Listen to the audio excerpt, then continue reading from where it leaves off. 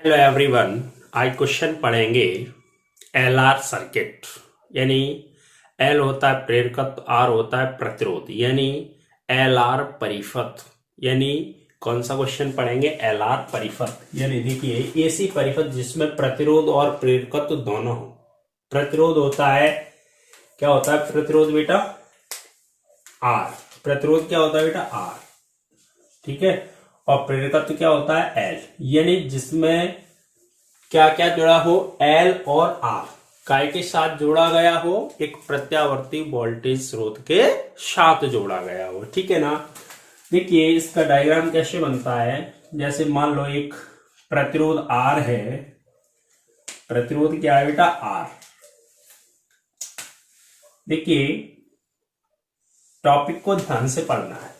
ये टॉपिक है ना, बहुत मोस्ट टॉपिक है फिजिक्स का, और इसको आपको ध्यान से पढ़ना है और ध्यान से वीडियो देखना है। ठीक है ना।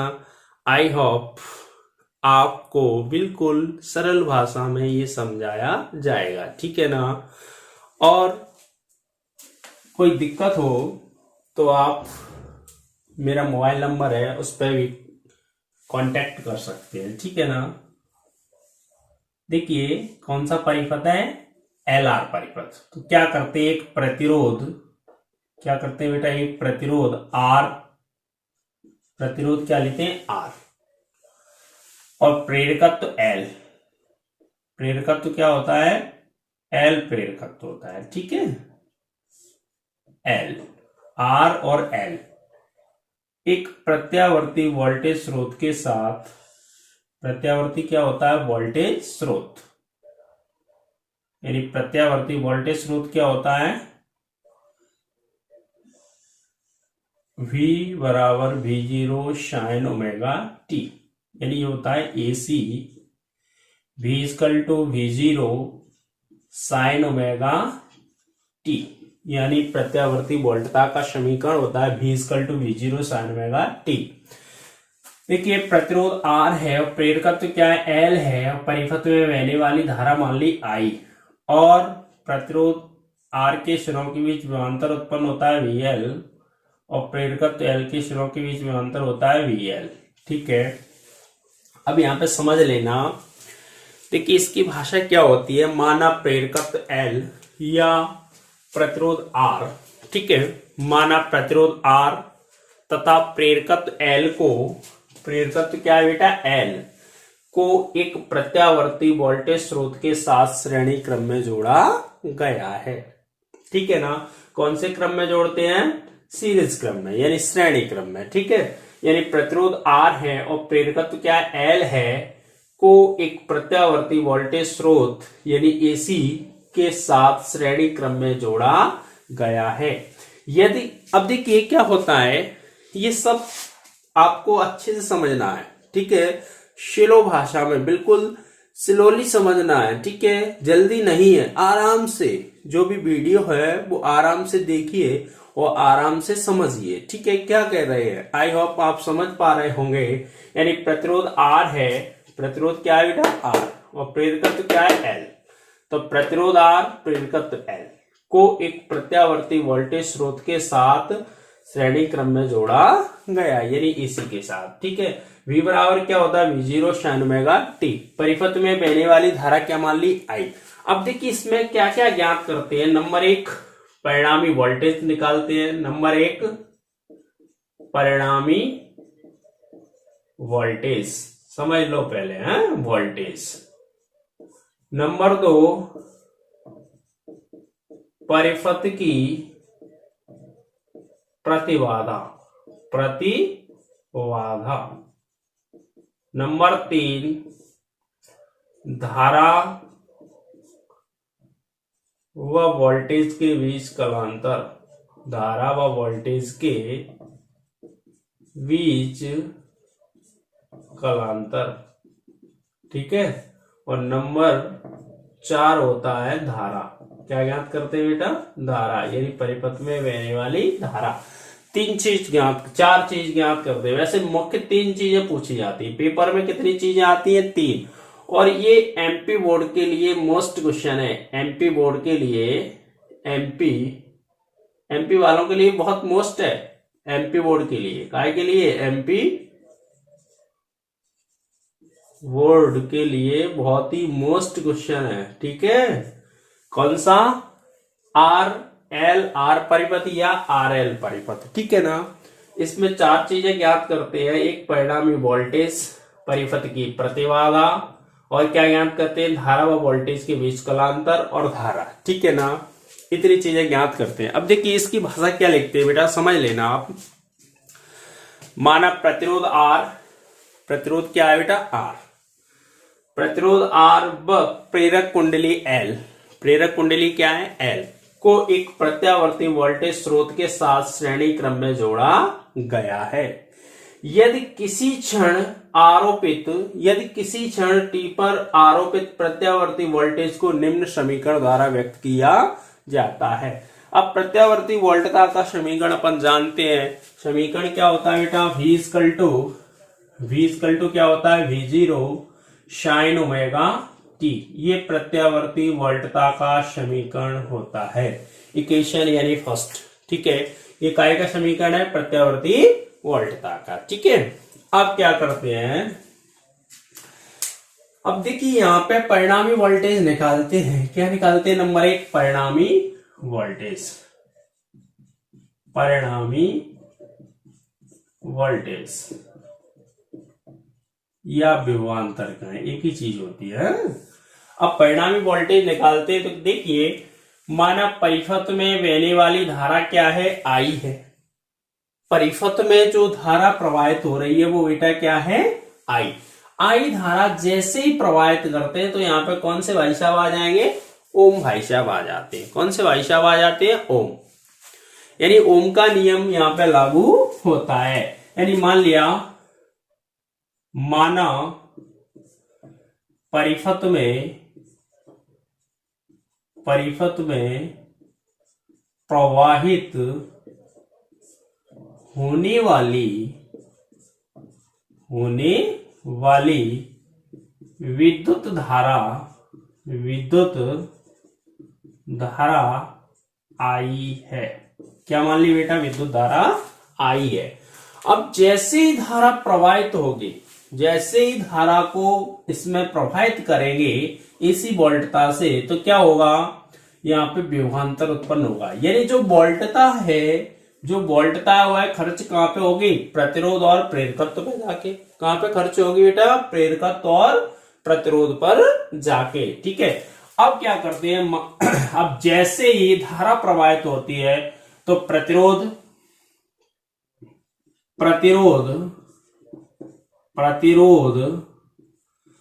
आर के सिरों के बीच विभवांतर, आर के सिरों के बीच विभवांतर, जो प्रतिरोध होता है आर, उसके सिरों के बीच विभवांतर कितना उत्पन्न होगा बेटा, वी आर है, वी आर। ठीक है, वी आर इक्वल टू क्या होगा, आई आर। काय का नियम लगा दिया बेटा, ओम का नियम। ओम भाई साहब का नियम पढ़ा है आप लोगों ने, वही नियम लगाया है, ध्यान रखना। ठीक है ना, इक्वेशन 2। ठीक है, समीकरण 2। ठीक है, तथा प्रेरकत्व एल के सिरों के बीच विभवांतर क्या होगा, VL बराबर IXL। क्या होगा, IXL। एक्सएल क्या होती है, प्रतिघात, प्रेरक की प्रतिघात होती है जहां पे, है ध्यान रखना, जहां एक्सएल क्या होती है, एक्सएल बराबर प्रेरक की प्रतिघात। ठीक है, समझ में आ रहा होगा, आई होप आप इतना समझ पा रहे होंगे। ठीक है ना, बहुत अच्छे से समझना, स्लो, बिल्कुल आराम से, जल्दी नहीं है, बहुत अच्छे तरीके से समझना है। ठीक है ना, जहां एक्सएल बराबर क्या है, प्रेरक की प्रतिघात। देखिए समीकरण 1, 2 और 3, इतना समझ में आ रहा है सबके। अब देखिए यहां पे क्या करते हैं, ग्राफ बनाते हैं। क्या बनाते हैं बेटा, ग्राफ। कैसे बनता है ग्राफ, समझ लेना बहुत अच्छे तरीके से, आराम से, ठीक है। देखिए ग्राफ बनाएंगे,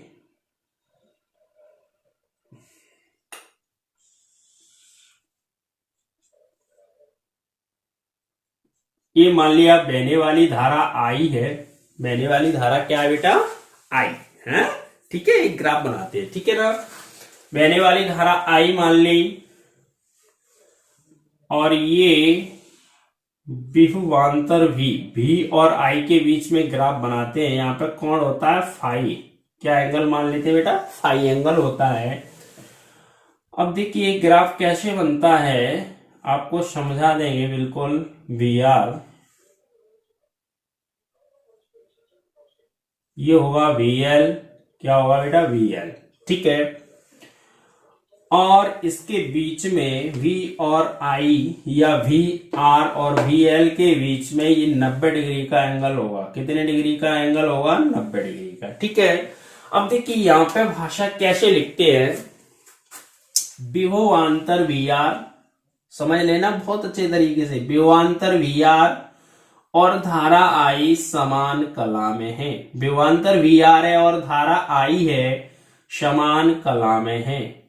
किंतु विभवांतर VL धारा I से 90 डिग्री अग्रगामी है। 90 डिग्री कैसा है बेटा, अग्रगामी है, ठीक है। अतः VL और VR के बीच 90 डिग्री का कलांतर होगा। कलांतर माने क्या होता है, कोण। समान कला में माने एक ही एंगल पे है, यानी एक ही कोण पर है, ठीक है ना। इतनी भाषा समझ में आ रही है आपको। देखिए कैसे लिखते हैं, लिख के बताएं क्या, ओके। विभवांतर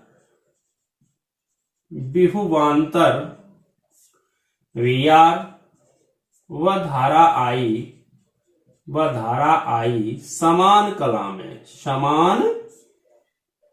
समान कला में है, कला में है, ठीक है। किंतु विभवांतर VL धारा I से, किंतु विभवांतर VL धारा I से कला में 90 डिग्री अग्रगामी है, अग्रगामी है। अतः VL और VR के बीच, VL व VR के बीच 90 डिग्री का, या क्वेश्चन अपन लिख सकते हैं π/2 का कलांतर होगा, कलांतर होगा, ठीक है। आई होप आप समझ पा रहे होंगे। विभवांतर VR व धारा I समान कला में है। विभवांतर VL धारा I से 90 डिग्री अग्रगामी है। अतः VL व VR के बीच 90 डिग्री का कलांतर होगा, या π/2, ठीक है। आई होप इतना समझ में आया होगा आपके। अब देखिए यहाँ पे क्या करते हैं बेटा, अपने पास सब वैल्यू है। ये VR दिया है, ठीक है, ये V दिया है, इसको मान लें अपन VL। क्या मान लें बेटा, VL। अब देखिए आधार भी है, कर्ण भी है और लंब भी है। तो क्या करते हैं, यहाँ पे पाइथागोरस की प्रमेय लगाते हैं। कौन सी प्रमेय लगाते हैं, पाइथागोरस की प्रमेय अपन यूज करते हैं। यानी पाइथागोरस की प्रमेय क्या है, कर्ण का वर्ग शेष अन्य दो भुजाओं के वर्गों के योग के बराबर होता है। लेकिन यहाँ पे लिखते हैं क्योंकि बड़ा क्वेश्चन है, ठीक है ना। तो क्या करते हैं, यदि, कैसे लिखते हैं, यदि VR व VL का परिणामी V है, तो परिणामी V मान लिया तो क्या होता है, V वर्ग बराबर, पाइथागोरस प्रमेय लगाते हैं, ठीक है ना। लेकिन भाषा अपन शॉर्ट कर देते हैं। यदि VR व VL का परिणामी V है तो लिख सकते हो पाइथागोरस की प्रमेय से, पाइथागोरस की प्रमेय से लिख सकते हो, प्रमेय से। ठीक है, आई होप आप समझ रहे होंगे। ठीक है, तो v वर्ग बराबर क्या होगा, वी आर वर्ग प्लस VL वर्ग। ठीक है, इसको समीकरण मान लें 4। कौन सा मान लिया बेटा, 4। ठीक है ना, इतना समझ में आ रहा है सबके। अब देखिए यहां पे क्या करते हैं, समीकरण 4 में VR व VL के मान रखने पर जैसे ही मान रखेंगे तो V वर्ग बराबर VR का मान क्या है बेटा, I वर्ग R वर्ग प्लस VL का मान क्या है, I वर्ग XL का वर्ग। ठीक है, अब यहां से I कॉमन है तो कॉमन निकालेंगे, I वर्ग कॉमन ले लिया तो R वर्ग प्लस XL वर्ग। ठीक है, इसका इसमें क्या करेंगे, भाग देंगे तो V स्क्वायर बटे I स्क्वायर बराबर R square plus XL square. ठीक है, अब यहां से जब वर्ग हटाएंगे तो इधर क्या जाएगा, अंडर रूट आ जाएगा। ठीक है ना, देखिए बहुत अच्छे से समझना है आपको इस क्वेश्चन को, बहुत अच्छे से है, पेपर में आएगा। देखिए इधर से वर्ग हटाएंगे तो क्या जाएगा, V बटे I इक्वल टू क्या होगा, अंडर रूट R वर्ग प्लस XL का वर्ग।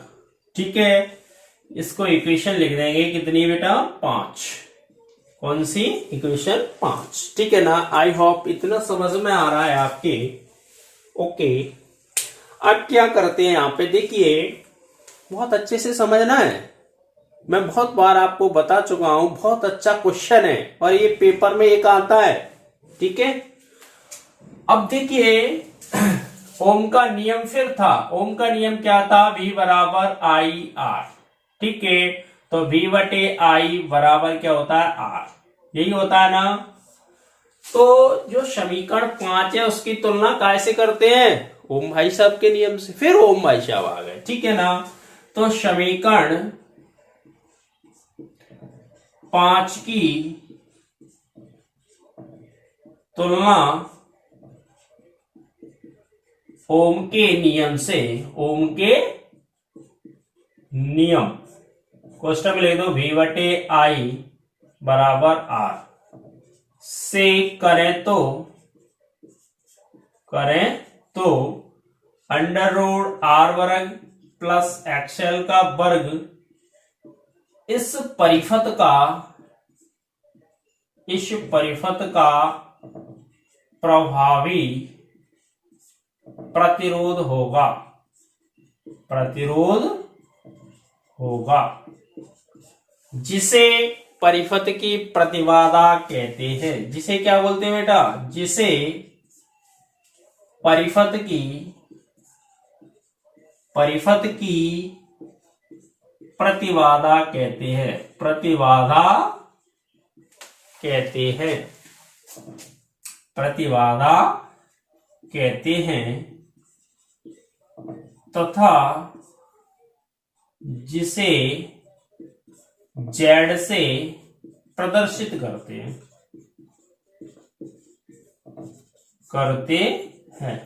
ठीक है, ये वोल्टता आ गई, ये क्या आ गई, ध्यान रखना यहाँ पे, ये वोल्टता आ गई, क्या आ गई बेटा, वोल्टता। ठीक है, ये वोल्टता का समीकरण आ गया है, V बटे I। ठीक है, यहाँ पे नंबर 2 यानी परिपथ की प्रतिबाधा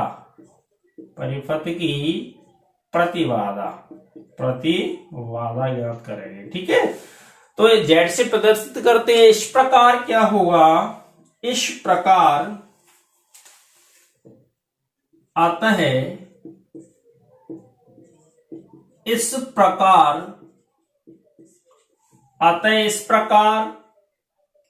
LR परिपथ की प्रतिबाधा कौन से, LR परिपथ की प्रतिबाधा। तो क्या होगी, Z इक्वल टू कैसे तुलना की, ओम के नियम से, तो इसको कैसे प्रदर्शित करते हैं, Z से। तो z इक्वल टू क्या होगा, अंडर रूट आर वर्ग प्लस एक्सएल वर्ग। ये काय का फॉर्मूला आ गया बेटा, प्रतिबाधा का। काय का फॉर्मूला निकाल के आ गया, प्रतिबाधा का। काय का फॉर्मूला है प्रतिबाधा। या इसको कैसे लिख सकते हैं, जहां एक्सएल बराबर ओमेगा एल, जो अपन ने कल पिछले वीडियो में सिद्ध किया था। आप देखना एक्सएल बराबर क्या आता है, ओमेगा एल आता है, ठीक है ना। तो यहाँ पे वैल्यू रख देंगे, तो या z बराबर क्या आ जाएगा, z equal to under root R वर्ग प्लस एक्सएल की जगह रखो तो ओमेगा वर्ग एल वर्ग, ठीक है। ये काय का फॉर्मूला आ गया बेटा, प्रतिबाधा का। काय का फॉर्मूला ये प्रतिबाधा का। आई होप आप इतना समझ पा रहे होंगे। यही प्रतिबाधा का सूत्र है, यही काय का सूत्र है बेटा, यही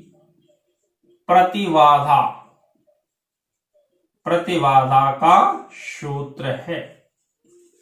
ये काय का सूत्र है, प्रतिबाधा का सूत्र है, ठीक है।